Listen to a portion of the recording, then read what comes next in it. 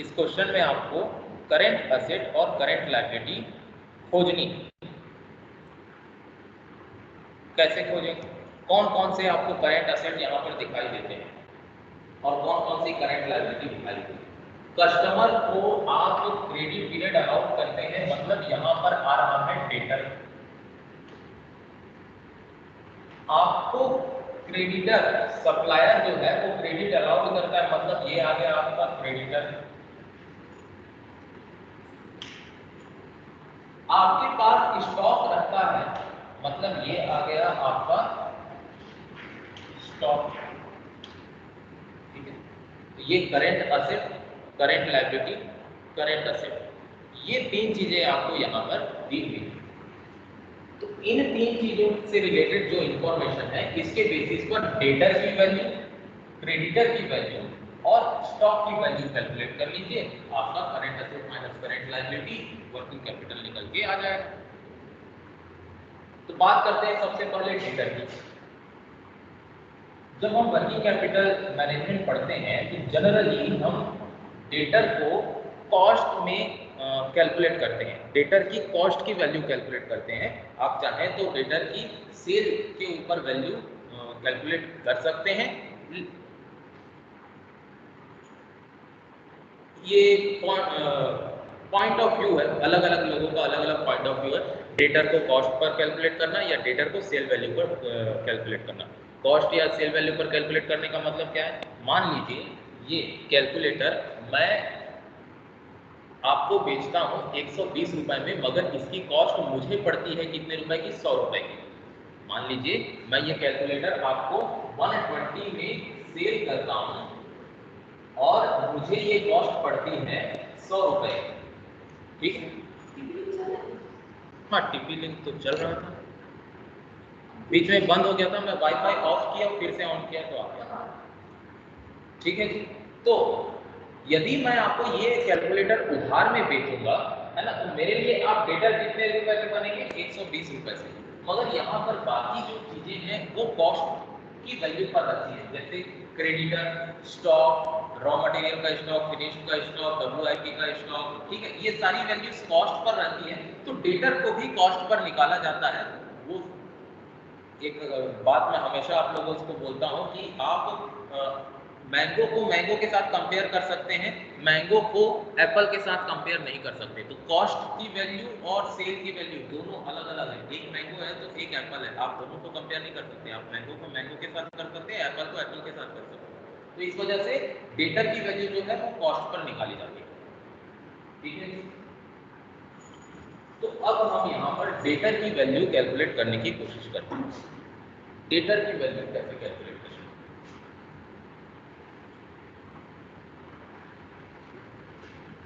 Calculation of working capital, debtor. Debtor कैसे calculate किया जाए?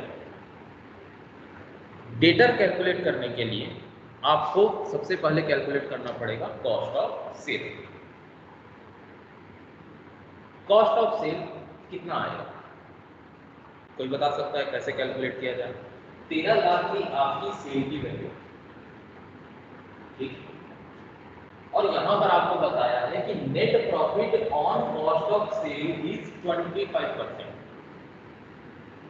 मतलब कॉस्ट ऑफ सेल में 25% जोड़ा जाए तब नेट 25% का नेट प्रॉफिट जोड़ा जाए तब जाकर के सेल की वैल्यू बनती है। तो मान लीजिए आपका कॉस्ट ऑफ सेल कितने रुपए का है? 100 रुपए का है। तो इसमें नेट प्रॉफिट 100 रुपए का 25%, 25 रुपीज जोड़ा जाए तो ये 125 रुपीज का आपका क्या बनेगा भाई? सेल बनेगा। बच्चों वाला कैलकुलेशन है। ठीक है, तो मतलब ये जो 13 लाख दिया हुआ है सेल वैल्यू वो किसके बराबर है? 125 के बराबर है। तो आपको निकालना है कॉस्ट ऑफ सेल 100 के बराबर कितना, तो निकाल दीजिए cost of cell.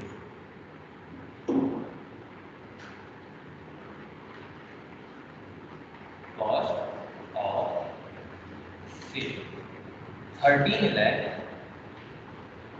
Divided by 125 multiplied by 100। कितना आएगा? 13 lakh divide by 125 multiplied by 100, 10,40,000।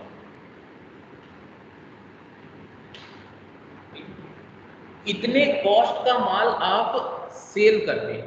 किनको सेल करते हैं भाई? अपने कस्टमर को सेल करते हैं। और जब कस्टमर को सेल करते हैं तब उनको कितने समय का क्रेडिट पीरियड देते हैं? 10 वीक का क्रेडिट पीरियड देते हैं। यहाँ पर आपको इंफॉर्मेशन वीक में दी है, मतलब आपको पूरे साल भर का कैलकुलेशन या जो भी कैलकुलेशन आप यहाँ करेंगे किसके बेसिस पर करेंगे? वीक के बेसिस पर करेंगे। तो डेटर आपने 10,40,000 रुपए के, एक्चुअल में आपके डेटर कितने हैं? 13 लाख के, लेकिन उन 13 लाख के डेटर की कॉस्ट की वैल्यू कितनी है? 10,40,000। 10,40,000 debtor on cost, on cost. 10,40,000 के डेटर आपके साल भर के रहते हैं, पूरे 52 सप्ताह। कितने समय के? 52 वीक के। तो आपके इस पीरियड में, ऑपरेटिंग साइकिल के इस 10 वीक के पीरियड में कितने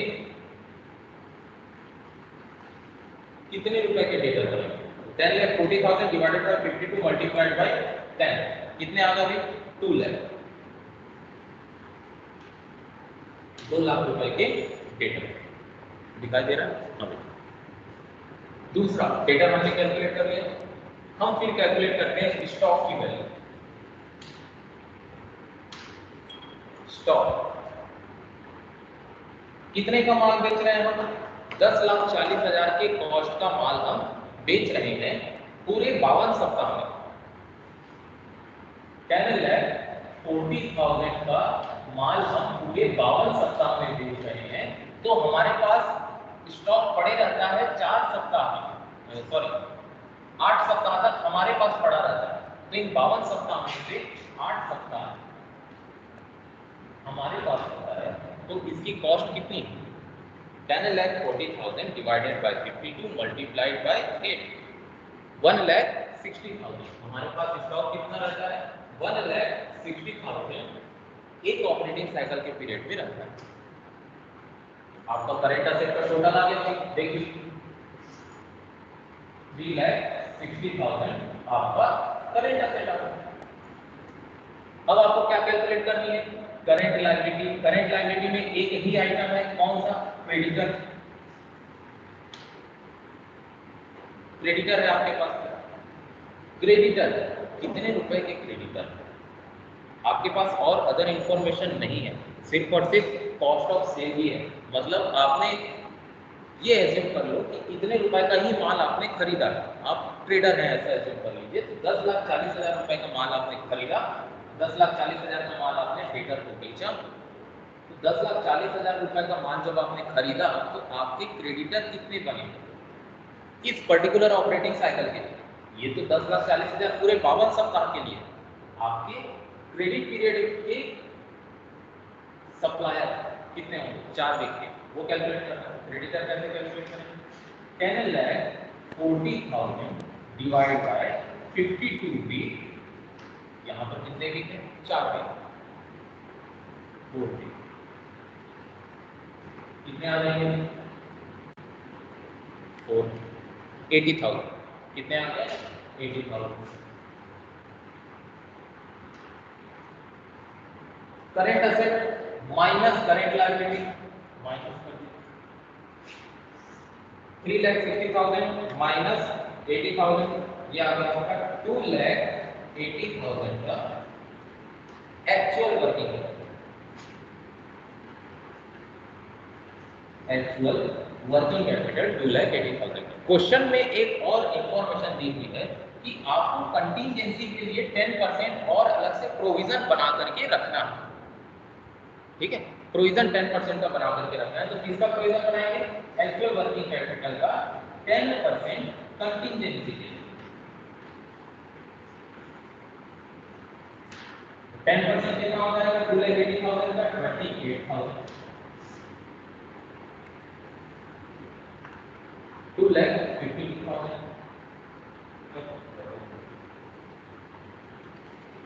3,08,000। ये क्या आ रहा है आपका वर्किंग कैपिटल रिक्वायरमेंट।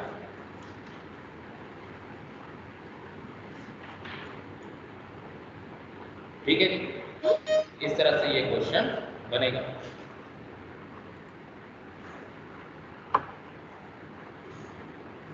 अब आ जाते हैं अगली टेक्निक के ऊपर। ठीक है, next technique of calculating working capital requirement. मिटा देता हूं।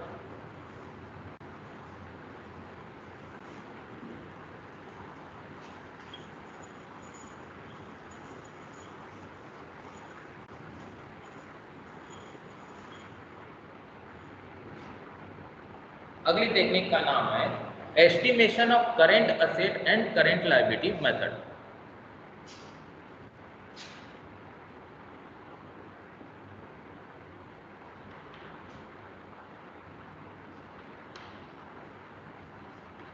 Estimation of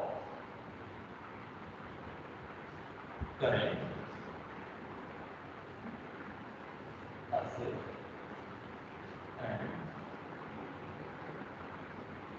current liability method.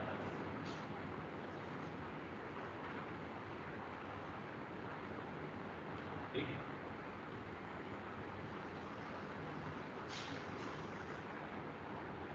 हमको क्या एस्टिमेट करना है? हमको एस्टिमेट करना है कि किसी भी ऑर्गेनाइजेशन में वर्किंग कैपिटल की रिक्वायरमेंट कितनी होती है ताकि हम उसे क्या कर सकें, मैनेज कर सकें। ठीक है जी, तो इस पर्टिकुलर टेक्निक में estimation of current asset and current liability method में हम क्या करने वाले हैं, वर्किंग कैपिटल के जितने भी कंपोनेंट्स हैं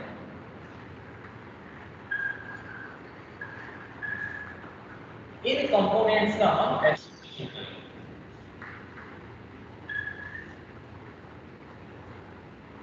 और उन सारे एस्टिमेशन को जोड़ करके हम वर्किंग कैपिटल रिक्वायरमेंट निकालेंगे।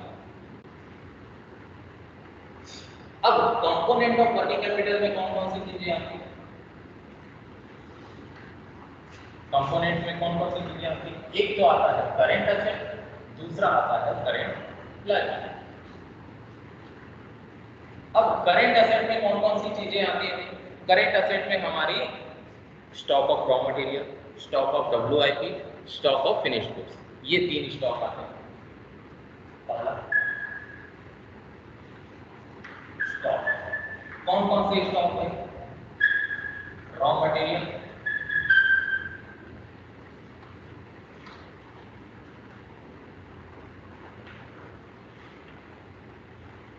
वर्क इन प्रोग्रेस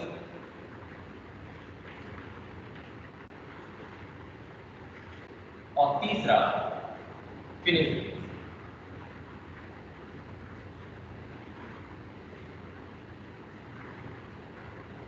और क्या आता है करेंट एसेट? आपका कैश रिक्वायरमेंट। अब यहां पर कैश से मतलब आपका कैश भी है, ठीक है, बैंक भी है, ठीक, और साथ में वेरी शॉर्ट टर्म इन्वेस्टमेंट।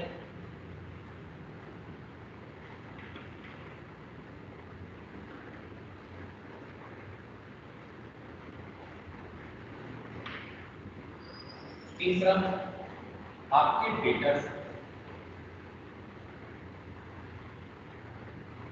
और करेंट एसेट में क्या आते हुए? प्रीपेड एक्सपेंसेस आते हैं, ठीक है, और क्या आता है? Prepaid expenses.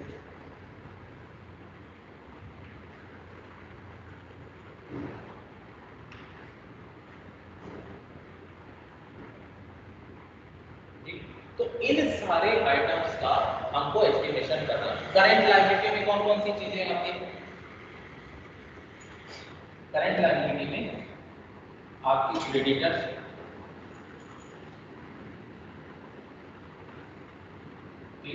यहाँ डेटर के साथ साथ आप और भी चीजें लिख सकते हैं, जैसे आपके बिल्स, रिसीवेबल्स, और यहाँ क्रेडिटर के साथ में आप क्या लिख सकते हैं? बिल्स, पेबल, और क्या आते हैं? Outstanding expenses. इन सारे कंपोनेंट्स ऑफ वर्किंग कैपिटल का हम एस्टिमेशन लगाएंगे और उन एस्टिमेशन के बेसिस पर वर्किंग कैपिटल का रिक्वायरमेंट हमको पता चल जाएगा। ठीक, अब जब हम इनका एस्टिमेशन करेंगे तब कुछ बातें हमको ध्यान में रखनी है। एस्टिमेशन किस बेसिस पर किया जाता है भाई? पास्ट एक्सपीरियंस के बेसिस पर किया जाता है कि हाँ, पिछले साल हमको इतना स्टॉक लगा था, प्रोडक्शन हमको इतना करना था, हमको इतने ऑर्डर आए थे, उस बेसिस पर रॉ मटेरियल का एस्टिमेशन किया जाएगा। वर्क इन प्रोग्रेस का एस्टिमेशन किस बेसिस पर किया जाता है? जनरली वर्क इन प्रोग्रेस का एस्टिमेशन किया जाता है फैक्ट्री कॉस्ट पर।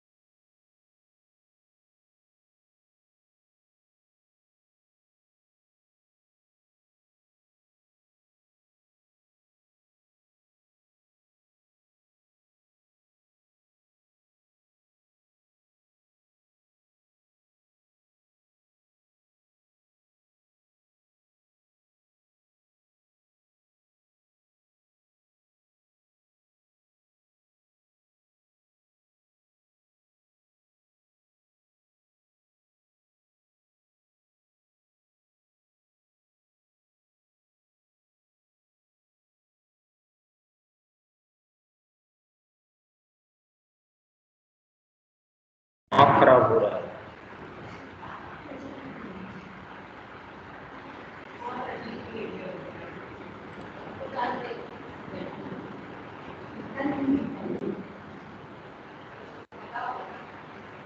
हाँ जी, बिजली चले गई थी जिसकी वजह से वाईफाई बंद हो गया था, तो नेटवर्क की इशू की वजह से हम क्लास के बाहर चले गए थे। आगे बढ़ते हैं। वाईफाई से कनेक्ट किया, फिर अभी जब वाईफाई से कनेक्ट किया तो ये आ गया लाइट। 5 मिनट तो इसमें लग चेंज करने में लग जाता है, जाओ वाईफाई और फिर चेंज करो ऐसा।